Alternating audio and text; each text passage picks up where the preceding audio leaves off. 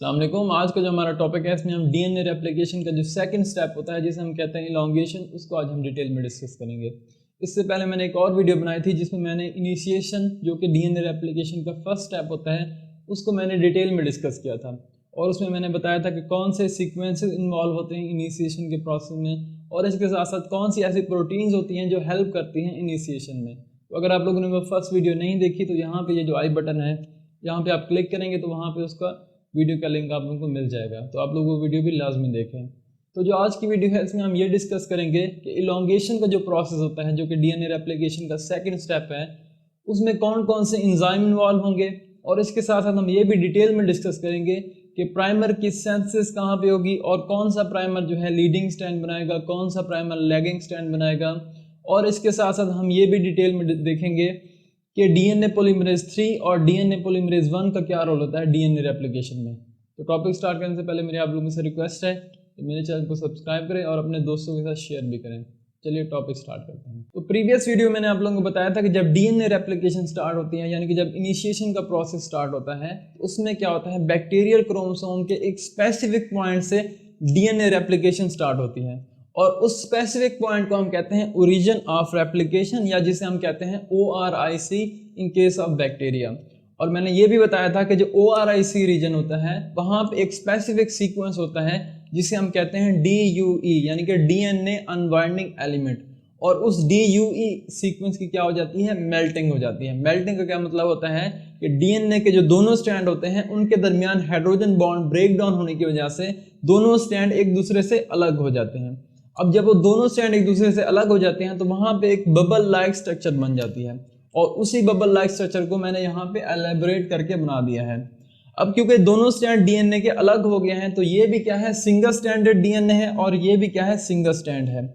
तो in single strand के ऊपर कुछ प्रोटीन्स या कुछ एंजाइम्स आके अटैच हो जाते हैं और मैंने आप लोगों को प्रीवियस वीडियो में बताया था कि उनमें सबसे इंपॉर्टेंट जो एंजाइम या प्रोटीन है एक को हम कहते हैं डीएनए बी और एक को हम कहते हैं प्राइमेज और ये दोनों एक दूसरे के साथ होते हैं। तो ये रेड से मैंने जो इंडिकेट किया हुआ है ये है डीएनए बी प्रोटीन या जिसको हम हेलिकेज एंजाइम कहते हैं और ये जो है ब्लू से इसको हम कहते हैं डीएनए जी, इसको हम क्या कहते हैं डीएनए जी या इसको हम प्राइमेज एंजाइम भी कहते हैं। इसी तरह ये दोनों एंजाइम डीएनए बी और डीएनए जी ऊपर वाले स्ट्रैंड पे भी अटैच होंगे और नीचे वाले स्ट्रैंड पे भी आके अटैच हो जाएंगे। अब हम देखते हैं कि इनका रोल क्या होता है डीएनए रेप्लिकेशन में। तो फर्ज करें ये जो ऊपर वाला हमारा स्टैंड है ये है 3 to 5 डायरेक्शन में, ये क्या है 3 to 5 डायरेक्शन में और हमें पता है कि जो डीएनए का मॉलिक्यूल होता है वो क्या होता है एंटी पैरेलल होता है।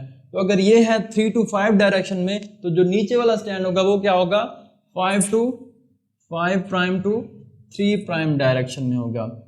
तो अब हम देखते हैं कि इनका रोल क्या होता है डीएनए रेप्लिकेशन में। तो ये जो है डीएनए जी प्रोटीन या जिसको हम प्राइमेज एंजाइम कहते हैं ये क्या करेगा एक प्राइमर बनाएगा। तो ये क्या करेगा एक प्राइमर बना देगा क्योंकि ये जो है डीएनए जी एंजाइम या जिसे हम प्राइमेज कहते हैं ये क्या है एक आरएनए पॉलीमरेज है और ये जो प्राइमर बनेगा उसकी नेचर क्या होगी आरएनए होगी और वो क्या करेगा इस ये जो स्ट्रैंड है इसको रीड करेगा और इसके अकॉर्डिंग ये जो एंजाइम है इसके अकॉर्डिंग एक कंप्लीमेंट्री आरएनए का स्ट्रैंड बना देगा। तो ये हमारे लिए एक प्राइमर यहाँ पे एक बन गया है। अब ये जो प्राइमर है उसका ये होगा क्योंकि ये इसका 3 to 5 है तो ये क्या होगा यहाँ से इस तरफ को 5 प्राइम टू 3 प्राइम होगा, ठीक हो गया। इसी तरह ये जो नीचे वाला प्राइमेज है ये भी क्या करेगा एक प्राइमर बनाएगा यानी इस ये जो स्ट्रैंड है डीएनए का इसको रीड करेगा और इसके अकॉर्डिंग एक आरएनए का प्राइमर बना देगा। तो यहाँ पे भी ये वाला जो नीचे वाला प्राइमेज है ये भी एक यहाँ पे प्राइमर बना देता है। तो क्योंकि ये जो है 5 to 3 डायरेक्शन में है तो ये इस तरफ को होगा 5 to 3 डायरेक्शन में। यहाँ तक पता चल गया कि यहाँ पे जो प्राइमेज एंजाइम है उसने क्या किया ऊपर भी एक प्राइमर बना दिया और नीचे जो प्राइमेज एंजाइम है उसने नीचे एक प्राइमर बना दिया है। अब क्या होगा ये इस तरफ को मूव करेंगे, ये दोनों कॉम्प्लेक्स हैं डीएनए बी ये दोनों इकट्ठे रहते हैं डीएनए बी और डीएनए जी ये दोनों इस तरफ को मूव करेंगे और ये जो दोनों हैं वो इस तरफ को मूव करेंगे यानी ये दोनों एक दूसरे के अपोजिट मूव करते हैं। तो यहाँ पे आप एक चीज नोट करें जो बहुत ही इंपॉर्टेंट है कि ये जो प्राइमेज एंजाइम है उसका ये फर्स्ट प्राइमर है, उसका ये कौन सा है फर्स्ट प्राइमर है। तो ये हो गया इसका फर्स्ट प्राइमर, और इस प्राइमेज एंजाइम का ये क्या है, फर्स्ट प्राइमर है। अब जैसे मैंने आप लोगों को बताया कि ये दोनों क्या करेंगे, इस तरफ को मूव करेंगे, और ये जो दोनों हैं वो इस तरफ को मूव करेंगे। तो यहाँ से मैं इन दोनों को अरेज कर देता हूँ और यहाँ पे बना देता हूँ। तो ये दोनों यहाँ से मूव करके, यहाँ से मैंने इनको अरेज कर दिया, यहाँ से ये मूव करेंगे और इस तरफ को जाएंगे। इसी तरह ये दोनों जो पहले यहाँ पे थे और इसने यहाँ पे एक प्राइमर बनाया था, अब वो यहाँ से मूव करके यहाँ पे आ गए हैं। तो अब ये जो प्राइमेज एंजाइम है ये क्या करेगा, एक और प्राइमर बनाएगा। तो यहाँ पे ये एक और प्राइमर बना देगा, और इस प्राइमर का उसी तरह ये होगा 5 प्राइम एंड, और ये क्या होगा उसका 3 प्राइम एंड।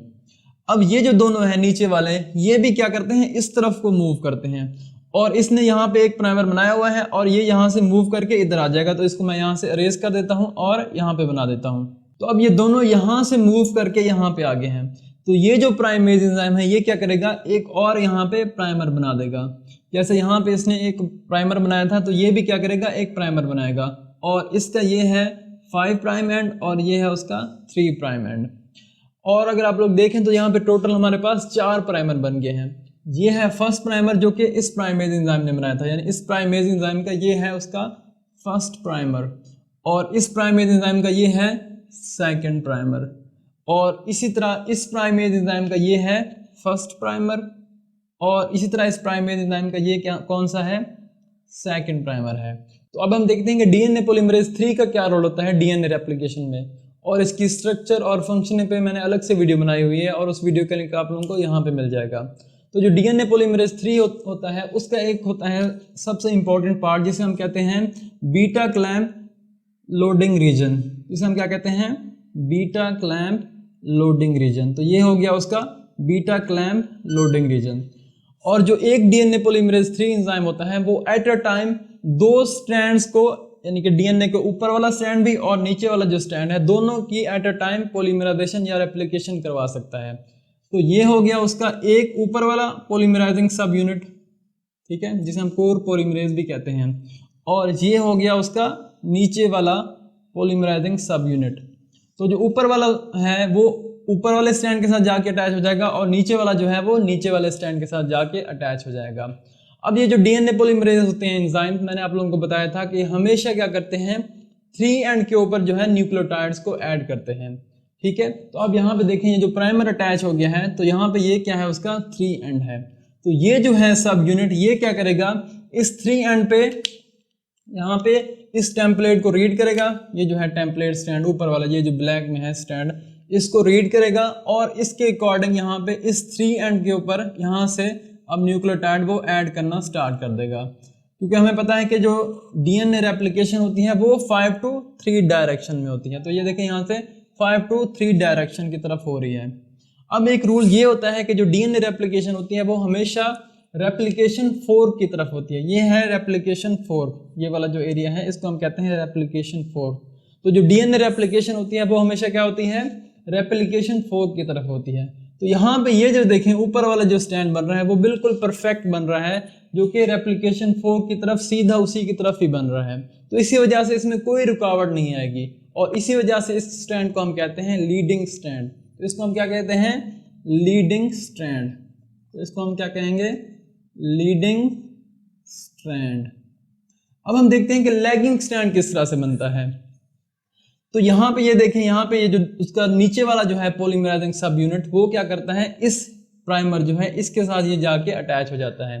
अब ये क्या करेगा, इस प्राइमर का ये जो 3 एंड है इसको डिटेक्ट करेगा, और यहाँ पे ये न्यूक्लियोटाइड को ऐड करना स्टार्ट कर देगा, और इस टेम्पलेट स्टैंड के अकॉर्डिंग, यानी कि इसके कंप्लीमेंट्री यहाँ पे ये न्यूक्लियोटाइड को ऐड करता जाएगा और आगे की तरफ मूव करता जाएगा। अब जैसे मैंने आप लोगों को बताया कि रेप्लिकेशन क्या होनी चाहिए, हमेशा रेप्लिकेशन फोर्क की तरफ होनी चाहिए, लेकिन ये यहाँ पे देखें उलट काम हो गया है। यहाँ पे तो रेप्लिकेशन इस तरफ को हो रही है, यानी कि यहाँ पे कुछ प्रॉब्लम है। तो इस प्रॉब्लम को कैसे सॉल्व किया जाता है, अब उसको हम देखते हैं। एक और चीज़ मैंने आप लोगों को बताया थी, जब मैं डीएनए पॉलीमरेज 3 एंजाइम की स्ट्रक्चर बता रहा था, तो उसमें मैंने बताया था कि जो डीएनए पॉलीमरेज 3 एंजाइम होते हैं उसकी प्रोसेसिविटी को इंक्रीज करवाने के लिए एक और सब यूनिट होता है जिसे हम कहते हैं बीटा क्लैम्प, जिसे हम क्या कहते हैं, बीटा क्लैम्प। तो वो भी क्या होता है, इन ये जो पॉलीमराइजिंग यूनिट है इनके साथ वो अटैच होता है, जो कि डाइमर की फॉर्म में होता है। तो यहाँ पे मैं इस तरह से उसको शो कर देता हूँ। ये है क्या है, डाइमर की फॉर्म में होता है और ये उनके साथ अटैच होता है, जिससे उसकी प्रोसेसिविटी जो है वो इंक्रीज हो जाती है। तो इस बीटा क्लैम्प को जो अटैच करवाने में हेल्प करता है वो होता है डीएनए पॉलीमरेज 3 का ये जो बीटा क्लैम्प लोडिंग रीजन होता है, ये क्या करता है, इस बीटा क्लैम्प को इसके साथ अटैच करवाने में हेल्प करता है। तो अब जैसे मैंने आप लोगों को बताया कि यहाँ पे ये जो है लीडिंग स्टैंड जो है ये तो बिल्कुल परफेक्ट जा रहा है, यानी कि ये रेप्लिकेशन 4 की तरफ ही जा रहा है, इस यहाँ पे हमें कोई प्रॉब्लम नहीं है। लेकिन ये जो नीचे वाला स्टैंड है ये अपोजिट जा रहा है, रेप्लिकेशन 4 के अपोजिट जा रहा है, तो यहाँ पे हमें प्रॉब्लम फेस करनी पड़ती है। तो अब इसको कैसे रिजॉल्व किया जाता है, अब उसको हम देखते हैं। तो अब होगा ये कि ये जो कॉम्प्लेक्स है, जैसे मैंने आप लोगों को बताया, ये है प्राइमेज एंजाइम और ये जो है डीएनए बी यानी कि जो हेलिकेज एंजाइम है, ये क्या करेंगे, इस तरफ को फर्दर मूव करेंगे। ये क्या करेंगे, इस तरफ को फर्दर मूव करेंगे। तो जब ये दोनों इस तरफ को मूव करेंगे तो ये जो प्राइमेज एंजाइम है ये क्या करेगा, यहाँ पे एक और प्राइमर बना देगा। अब इन दोनों को यहाँ पे मैं बना नहीं रहा, जस्ट आप कंसीडर करें कि ये दोनों जो है वो यहाँ पे मूव हुए और इस ये जो प्राइमेज एंजाइम है उसने क्या किया, एक और यहाँ पे प्राइमर बना दिया है। अब ये जो प्राइमर बना है इसका भी उसी तरह ही होगा, ये होगा उसका 5 प्राइम एंड और ये क्या होगा उसका 3 प्राइम एंड। अब काम जो स्टार्ट होता है वो इसका होता है, ये जो है बीटा क्लैम्प लोडिंग रीजन जो है डीएनए पॉलीमरेज 3 का, इसका काम स्टार्ट होता है। ये क्या करता है, एक बीटा क्लैम्प को अटैच करवाएगा किसके साथ, इस एरिया के साथ, ताकि ये जो है एरिया, ये जो है इसका पॉलीमराइजिंग यूनिट वो यहाँ से मूव करके इधर आ जाए। अब ये किस तरह से अटैच करवाएगा उसको अब हम देखते हैं। तो ये जो होता है ये AAA+ एटीपेज फैमिली से बिलोंग करता है, इसका ये जो एरिया होता है। तो जब ये अपने साथ एटीपी को अटैच करवा देता है तो ये एक्टिव हो जाता है। तो जब एटीपी अटैच हो जाएगी इस बीटा क्लैम्प लोडिंग रीजन के साथ तो ये एक्टिव हो जाता है और ये क्या करता है, इस बीटा क्लैम्प को ओपन कर देता है, यानी कि इस पहले इस तरह से और अब ये इसको इस तरह से कर देगा, यानी कि ये ओपन हो जाएगा। तो जब ये बीटा क्लैम्प ओपन हो जाएगा तो ये जो है एरिया, ये यानी कि ये जो बीटा क्लैम्प लोडिंग रीजन है ये क्या करेगा, इस बीटा क्लैम्प को लोड करवा देगा इस प्राइमर के ऊपर, जो कि इस ये जो प्राइमेज एंजाइम है उसने बनाया था। और यहाँ पे क्या हो जाएगा, अब एक बीटा क्लैम्प आके अटैच हो जाएगा। तो अब ये जो है बड़ा बेवफा है, ये क्या करेगा, पहले वाला जो बीटा क्लैम्प है उस बेचारे को छोड़ देगा और यहाँ से ये मूव करके इधर आ जाएगा। ये जो एरिया है डीएनए पॉलीमरेज 3 का जो पॉलीमराइजिंग सब यूनिट है या जिसे हम कोर पॉलीमरेज कहते हैं, वो क्या करेगा, यहाँ से अब जंप करेगा, इधर आ जाएगा। तो अब यहाँ से मैं इसको इरेज कर देता हूँ। तो अब इस डीएनए पॉलीमरेज 3 का ये जो है पॉलीमराइजिंग सब यूनिट ये यहाँ से जंप करके इस बीटा क्लैम्प को अकेला छोड़ के यहाँ पे आ गया है, जो कि नया बीटा क्लैम्प इसने यहाँ पे लोड किया था वो यहाँ पे आ जाएगा। तो अब ये क्या करेगा, इसको मैं यहाँ पे इरेज कर देता हूँ क्योंकि ये भी यहाँ से मूव कर गए थे आगे की तरफ ये दोनों, ठीक है। तो यहाँ पे मैं इसको दोनों को इरेज कर देता हूँ, तो ये दोनों यहाँ से ये एरिया फ्री हो गया है। तो अब क्या होगा, ये जो है पॉलीमराइजिंग सब यूनिट वो क्या करेगा, इसी तरह ही इस ये जो 3 एंड है इसको डिटेक्ट करेगा और इस टेम्पलेट स्टैंड के अकॉर्डिंग यहाँ पे वो एक नया स्टैंड बना देगा इस तरह से, ठीक है। तो अब देखिए यहाँ पे ये है डीएनए हमारे पास बन गया है और दरमियान में प्राइमर आ गया है, फिर डीएनए है, फिर प्राइमर है। तो यहाँ पे देखिए एक ब्रेक आ गई है, यानी कि बिल्कुल कंटिन्यूसली जो है वो डीएनए नहीं बन रहा, बल्कि क्या है, ब्रेक आ गई है, लैगिंग आ गई है, या जिसे हम लैग भी कहते हैं वो आ गया है। तो इसी वजह से इसको हम कहते हैं लैगिंग स्टैंड। यानी इसमें क्या होता है, डायरेक्टली जैसे यहाँ पे हमने देखा था डीएनए का जो स्टैंड बिल्कुल रेप्लिकेशन 4 की तरफ नहीं बन रहा, बल्कि क्या है, ये इस तरफ को बनता है फिर पीछे की तरफ आता है, फिर इस तरफ को बनता है फिर पीछे की तरफ आता है। तो यानी कि ये कंटिन्यूसली नहीं बन रहा, तो इसी वजह से इसको हम कहते हैं लैगिंग स्टैंड। तो यहाँ पे भी मैंने आप लोगों को बताया था कि ये जो प्राइमेज एंजाइम है ऊपर वाला वो भी क्या करता है, एक प्राइमर यहाँ पे बना देता है, ठीक है। और इस तरह एक प्राइमर उसने यहाँ पे बनाया था, ये उसका था फर्स्ट प्राइमर और ये किया था उसका सेकंड प्राइमर। और इसी तरह यहाँ पे ये जो थे प्राइमेज एंजाइम उसका ये था फर्स्ट प्राइमर और ये क्या था, सेकंड प्राइमर। तो यहाँ पे क्या होगा, एक और डीएनए पॉलीमरेज 3 जो है वो इस तरफ को जो है वो रेप्लिकेशन करवाएगा। वो किस तरह से होगा, तो उसको मैं यहाँ पे रेड से बना देता हूँ उस डीएनए पॉलीमरेज 3 एंजाइम को। तो ये हो गया उसका बीटा क्लैम्प लोडिंग रीजन जैसे यहाँ पे था, ठीक है। ये होगा उसका पॉलीमराइजिंग सब यूनिट, एक जो है वो ऊपर वाले स्टैंड के साथ अटैच हो जाएगा जैसे यहाँ पे वो अटैच हुआ था। और इसी तरह दूसरा जो उसका है पॉलीमराइजिंग सब यूनिट वो नीचे वाले स्टैंड के साथ जाके अटैच हो जाएगा। तो अब ये क्या करेगा, उसी तरह ही जैसे यहाँ पे बीटा क्लैम्प अटैच था तो यहाँ पे भी क्या होगा, बीटा क्लैम्प होगा यहाँ पे भी क्या होगा, बीटा क्लैंप होगा। तो अब ये क्या करेगा, डीएनए पॉलीमरेज 3 का ये जो है पॉलीमराइजिंग सब यूनिट इस 3 एंड को डिटेक्ट करेगा और यहाँ से जो है न्यूक्लियोटाइड ऐड करता जाएगा और डीएनए का एक स्ट्रैंड बना देगा इस तरफ को। तो यहाँ पे आप देखें तो यहाँ पे ये जो स्ट्रैंड बन रहा है वो बिल्कुल इसी तरह ही बन रहा है जैसे ये यहाँ पे लैगिंग स्ट्रैंड बना था, यानी कि ये इस तरफ को ये जो है उसका पॉलीमराइजिंग सब यूनिट इस तरफ को मूव करेगा लेकिन आगे की तरफ नहीं जा सकेगा क्योंकि आगे एक ऑलरेडी प्राइमर अटैच है, तो यहाँ पे ये स्टॉप हो जाएगा। इस तरह ये जो नीचे वाला उसका है पॉलीमराइजिंग सब यूनिट वो देखिए यहाँ पे कंटिन्यूसली जो है वो डीएनए को बनाता जाएगा क्योंकि उसका ये 3 एंड था और ये रेप्लिकेशन 4 की तरफ ही बनाता जाएगा। तो ये है उसका लीडिंग स्ट्रैंड इस तरफ को, ये दूसरी जो रेप्लिकेशन फोर्क है ये इस तरफ को थी रेप्लिकेशन फोर्क और ये है उस तरफ को रेप्लिकेशन फोर्क। तो इस रेप्लिकेशन फोर्क का ये है लीडिंग स्ट्रैंड, ये क्या है उसका लीडिंग स्ट्रैंड है। और इस डीएनए पॉलीमरेज 3 का ये जो ऊपर वाला है पॉलीमराइजिंग सब यूनिट वो देखें यहाँ पे कंटिन्यूसली डीएनए नहीं बना रहा है, इसको क्या चाहिए था, ये जो ऊपर वाला है पॉलीमराइजिंग सब यूनिट इसको इस तरफ को डीएनए बनाना चाहिए था, लेकिन क्योंकि 3 एंड इस तरफ है तो ये एक स्ट्रैंड बनाएगा इतना सा, फिर क्या करेगा जैसे यहाँ पे जो था पॉलीमराइजिंग सब यूनिट वो यहाँ से जंप करके इधर आया था तो ये भी क्या करेगा इधर से जंप करके आगे की तरफ जाएगा, इस तरफ को जाएगा। वो किस तरह से, जैसे यहाँ पे मैंने आप लोगों को बताया था कि जो प्राइमेज एंजाइम और ये जो होता है डीएनए प्रोटीन ये आगे की तरफ मूव करती हैं, तो ये दोनों आगे की तरफ मूव करेंगी और जो प्राइमेज एंजाइम है वो क्या करेगा जैसे यहाँ पे एक प्राइमर बनाया था इस तरह यहाँ पे भी एक ये प्राइमर बना देगा। सॉरी इसको मैं ब्लू से शो कर देता हूँ, तो यहाँ पे ये एक प्राइमर बना देगा और इस प्राइमर का ये होगा 5 प्राइम एंड और ये होगा उसका 3 प्राइम एंड। और यहाँ पे जैसे ये देखें बीटा क्लैम्प लोडिंग रीजन जो है, जैसे यहाँ पे उसने इधर एक बीटा क्लैम्प जाके लोड करवा दिया था, इस तरह ये क्या करेगा ये भी एक यहाँ पे इस प्राइमर के ऊपर बीटा क्लैम्प जाके लोड करवा देगा। अब जब यहाँ पे बीटा क्लैम्प लोड हो जाएगा तो ये जो है इसका कोर पॉलीमराइजिंग सब यूनिट ऊपर वाला जो है ये इस तरफ को जंप करेगा, यानी उसने यहाँ पे बना लिया एक डीएनए का स्मॉल सब यूनिट, अब ये पीछे की तरफ इस तरफ को जंप करेगा। तो यहाँ से मैं इसको रेस करके इधर बना देता हूँ कि यहाँ से जंप करके पीछे की तरफ आ गया है, जैसे ये इधर आया था तो ये यहाँ पे आ जाएगा इस तरह से कुछ। तो अब ये क्या करेगा इस तरह, जैसे यहाँ पे उसने 3 एंड को डिटेक्ट किया था तो ये इस प्राइमर के 3 एंड को डिटेक्ट करेगा और इसके अकॉर्डिंग इसको मैं रेस कर देता हूँ क्योंकि ये यहाँ से आगे की तरफ मूव कर गए हैं। तो ये इस टेम्पलेट स्टैंड के अकॉर्डिंग यहाँ पे एक डीएनए का स्टैंड बना देगा, ठीक है। तो यहाँ पे देखें फिर एक और प्राइमर आ गया है, तो यहाँ पे नीचे वाला स्टैंड जो था वो कंटिन्यूसली जो है वो रेप्लिकेशन फोर्क की तरफ बन रहा है और जो ऊपर वाला स्टैंड है इस तरफ के जो रेप्लिकेशन फोर्क है उसमें कंटिन्यूसली नहीं बन रहा बल्कि क्या है लैगिंग स्टैंड है। जैसे यहाँ पे ये लैगिंग स्टैंड था, ये इस तरफ को लैगिंग स्टैंड है।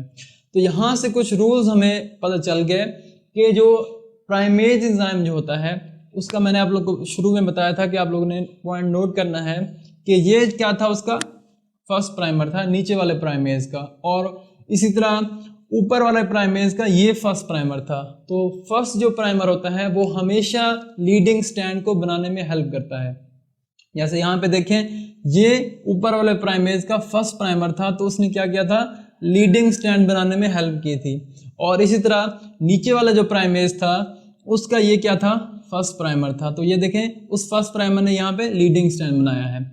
इसके बाद जितने भी प्राइमर आएंगे यानी ऊपर वाला प्राइमेज जो है उसका फर्स्ट प्राइमर लीडिंग स्टैंड बनाएगा, और इसके अलावा जितने भी प्राइमर लगेंगे वो सारे क्या करते हैं लैगिंग स्टैंड बनाते हैं। ये देखिए यहाँ पे सेकंड प्राइमर है वो भी लैगिंग स्टैंड बना रहा है, थर्ड प्राइमर है वो भी लैगिंग स्टैंड बना रहा है। इसी तरह नीचे वाला जो प्राइमेज एंजाइम होता है उसका फर्स्ट प्राइमर क्या करेगा लीडिंग स्टैंड बनाएगा, और इसके अलावा बाकी जितने भी प्राइमर होंगे वो क्या करेंगे लैगिंग स्टैंड बनाएंगे। तो यहाँ पे देखें आप, यहाँ पे ये जो सेकंड प्राइमर है वो यहाँ पे देखें लैगिंग स्टैंड बना रहा है। इसी तरह ये जो है इसका थर्ड प्राइमर जो है वो देखें यहाँ पे लैगिंग स्टैंड बना रहा है।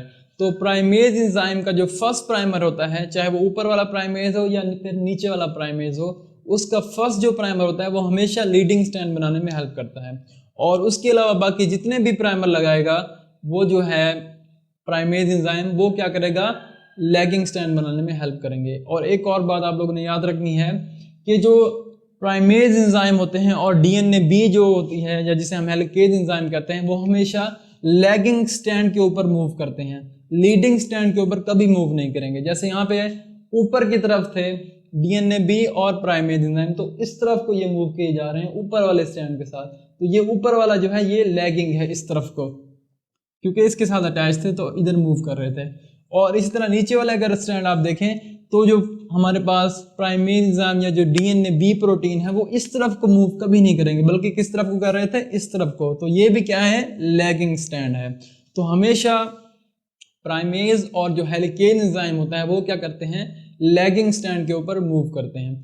तो अब क्या होगा, ऐसा ऐसा लाइक जो है हेलिकेज एंजाइम और जो है प्राइमेज एंजाइम वो आगे की तरफ मूव करते जाएंगे और आगे वाले स्टैंड की मेल्टिंग करता जाएगा हेलिकेज एंजाइम, तो आगे वाला हिस्सा खुलता जाएगा।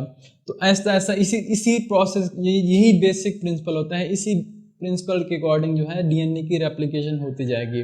तो यहाँ पे ये जो लैगिंग स्टैंड है यहाँ पे कुछ प्रॉब्लम है। वो कौन सी प्रॉब्लम है, देखें, दो डीएनए के दरमियान एक आरएनए प्राइमर है। इसी तरह ऊपर वाला जो लैगिंग स्टैंड है उधर भी यही प्रॉब्लम है कि दो डीएनए के दरमियान एक आरएनए प्राइमर है। अब हमने क्या करना है, इस आरएनए प्राइमर को रिमूव करना है। अब इसको रिमूव कौन करेगा, जो डीएनए पॉलीमरेज 3 है ये कहेगा भाई अब मुझसे तो काम नहीं हो रहा, मैंने पहले बहुत काम कर लिया है। तो अब क्या होगा, एक और एंजाइम आएगा जिसे हम कहते हैं डीएनए पॉलीमरेज 1, और डीएनए पॉलीमरेज 1 पे भी मैंने अलग से वीडियो बनाई हुई है और उस वीडियो का लिंक आप लोगों को यहाँ पे मिल जाएगा। उसमें मैंने आप लोगों को बताया था कि जो डीएनए पॉलीमरेज 1 एंजाइम होता है उसकी दो इंपॉर्टेंट प्रॉपर्टीज होती हैं। एक क्या करते हैं, वो 5 to 3 डायरेक्शन में पॉलीमराइजेशन भी करता है और इसके साथ साथ उसकी 5 to 3 डायरेक्शन में एक्सोन्यूक्लियस एक्टिविटी भी होती है, यानी कि वो 5 to 3 डायरेक्शन में न्यूक्लियोटाइड्स को रिमूव भी कर सकता है। तो अब क्या होगा, यहाँ पे डीएनए पॉलीमरेज एंजाइम 1 आके अटैच हो जाएगा इन एरियाज में। ये फर्ज करें डीएनए पॉलीमरेज 1 आके यहाँ पे अटैच हो गया है और इसके आगे की तरफ होता है 5 to 3 एक्सोन्यूक्लियस, उसकी प्रॉपर्टी होती है, और पीछे होती है उसकी पॉलीमराइज यूनिट होता है। तो अब ये क्या करेगा, आगे की तरफ मूव करता जाएगा, तो इसका जो एक्सोन्यूक्लियस पार्ट है आगे वाला वो क्या करेगा, इस आरएनए को रिमूव कर देगा, और जो पीछे वाला इसका पॉलीमराइजिंग पार्ट है वो क्या करेगा, इस टेम्पलेट स्टैंड को रीड करेगा और उसके अकॉर्डिंग यहाँ पे डीएनए बना देगा। तो अब क्या हुआ, इस डीएनए पॉलीमरेज 1 की मदद से क्या किया हमने, उस आरएनए को रिप्लेस कर दिया डीएनए के साथ। इसी तरह जहां पे भी ये प्राइमर होंगे वहां पे डीएनए पॉलीमरेज 1 आके अटैच होगा, उसका आगे वाला जो हिस्सा है वो क्या करेगा, उसको रिमूव करता जाएगा, और जो पीछे वाला हिस्सा है उसका जो 5 to 3 डायरेक्शन में पॉलीमराइजेशन करता है वो आरएनए की जगह पे डीएनए बनाता जाएगा। तो यहाँ पे भी ऐसे ही होगा कि ये इसको रिमूव करेगा और उसकी जगह पे यहाँ पे डीएनए बना देगा। इस तरह यहाँ पे भी वही प्रोसेस होगा, यहाँ पे आरएनए पॉलीमरेज 1 आके अटैच होगा और इस आरएनए को रिप्लेस कर देगा डीएनए के साथ। अब यहाँ पे ये जो नया डीएनए का स्टैंड बना है, जो कि आरएनए को रिप्लेस करके डीएनए का स्टैंड बना है, वो इस आगे वाले डीएनए के स्टैंड के साथ अभी तक अटैच नहीं हुआ, यानी इनके दरमियान फास्फोडाइस्टर लिंकेज नहीं बना। तो इन दोनों के दरमियान जो फास्फोडाइस्टर लिंकेज बनाएगा वो एक और एंजाइम होगा जिसे हम कहते हैं डीएनए लाइगेज। तो डीएनए लाइगेज क्या करेगा, यहाँ पे आएगा और इन दोनों, पहले वाला स्टैंड जो है, आगे वाला स्टैंड और जो पीछे वाला नया स्टैंड बना है, उन दोनों के दरमियान फास्फोडाइस्टर लिंकेज बना देगा। इसी तरह जहां से भी आरएनए रिमूव हुआ है और डीएनए आके अटैच हो गया है, तो वहां पे पीछे वाला जो डीएनए है और आगे वाला जो डीएनए है उनके दरमियान फास्फोडाइस्टर लिंकेज डीएनए लाइगेज आके बना देगा। इसके अलावा एक और एंजाइम भी बहुत इंपॉर्टेंट होता है जिसको हम कहते हैं टोपोआइसोमरेज। वो क्या करता है, जैसे जैसे हेलिकेज एंजाइम आगे की तरफ मूव करता है तो वो क्या करता है, आगे वाले डीएनए की अनबाइंडिंग करता जाता है या मेल्टिंग करता जाता है। तो जब डीएनए की मेल्टिंग हो रही होती है तो उससे क्या होता है, उससे आगे का जो हिस्सा होता है डीएनए का, वहां पे सुपर कॉइलिंग हो जाती है। तो उस सुपर कॉइलिंग को खत्म करने के लिए एक एंजाइम होता है जिसे हम कहते हैं टोपोआइसोमरेज, या जिसे हम डीएनए गायरेज एंजाइम भी कहते हैं। और उसमें भी इंपॉर्टेंट जो है वो टोपोआइसोमरेज 2 इंपॉर्टेंट होता है इन केस ऑफ प्रोकैरियोट्स। तो वो क्या करता है, उससे यानी कि डीएनए की अनबाइंडिंग की वजह से आगे का जो हिस्सा होता है वहां पे सुपर कॉइल्स जनरेट हो जाते हैं। तो उसको खत्म करने के लिए डीएनए गायरेज जो है वो बहुत इंपॉर्टेंट होता है। वो क्या करता है, डीएनए के एक स्ट्रैंड को कट करता है और सुपर कॉइलिंग जो हो जाती है उसको खत्म कर देता है। तो आई होप आप लोगों को आज का टॉपिक जो इलॉन्गेशन वाला है वो समझ आ गया होगा और पसंद भी आया होगा। अगर पसंद आई ये वीडियो तो इस वीडियो को लाइक करें, अपने दोस्तों के साथ शेयर करें और मेरे चैनल को सब्सक्राइब भी करें। और चैनल को लाजमी सब्सक्राइब करना है क्योंकि बहुत मेहनत लगती है वीडियो बनाने में। तो अपना ख्याल रखिएगा। अल्लाह हाफ़िज़।